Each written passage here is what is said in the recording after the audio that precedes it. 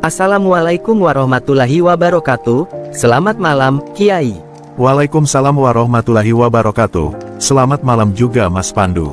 Mas Pandu, kok belum tidur malam-malam? Geh, Kiai, saya belum ngantuk, jadi saya main ke sini. Kiai, ada nasihat apa untuk hari ini? Kadang saya melihat orang bahagia bukan cuma karena materi atau jabatan, kadang mereka kaya, kecukupan, tapi hati mereka was-was dan tidak tenang. Mohon nasihatnya Kiai, untuk Pandu. Mas Pandu, saya melihat banyak orang di luar sana jadi terpikir sesuatu. Hidup di dunia ini itu simpel, mudah, enak, seperti umpama petani yang hidup di sawah, rumahnya di tepi sawah, di samping rumahnya ada air yang mengalir jernih penuh ikan-ikan, sementara airnya mengaliri sawah, ikan-ikan diambil untuk dibakar sebagai lauk, dan dia memetik dari pohon cabai untuk dibuat sambal terasi diberi jeruk. Lalu si petani memakan makanan ditemani anak istri, di bawah pohon rindang di pinggir sawah, menikmati jerih payah hasil usaha sendiri, setelah makan minum air dari kendi, yang didinginkan oleh angin sawah yang selalu bertiup. Setelah itu duduk bersandar pada bangku panjang, sambil menghisap rokoknya, pelan-pelan matanya mengantuk dan tertidur. Petani tak pernah kekurangan, walau harga sembako naik turun, dan hiruk pikuk manusia mengejar mimpi yang dibuat sendiri. Mimpi itu seumpama bayangan, diciptakan lalu dikejar, padahal mimpi itu hayalan yang diciptakan di kepalanya sendiri.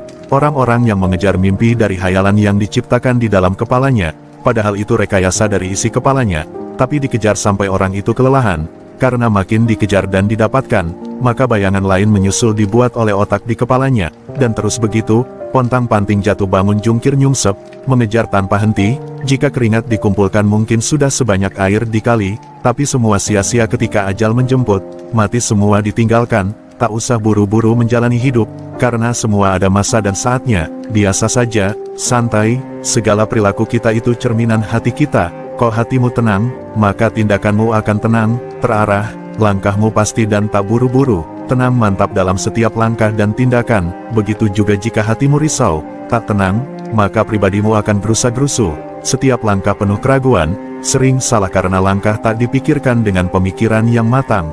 Umpama orang perang selalu kalah karena salah perhitungan, umpama orang bisnis maka selalu gagal karena salah prediksi. Tandanya orang zikirnya sudah menyatu, maka akan tenang tindakan dan perilakunya, karena zikir itu tatmainul qulub. Efek zikir paling remeh itu memberikan ketenangan di dalam hati.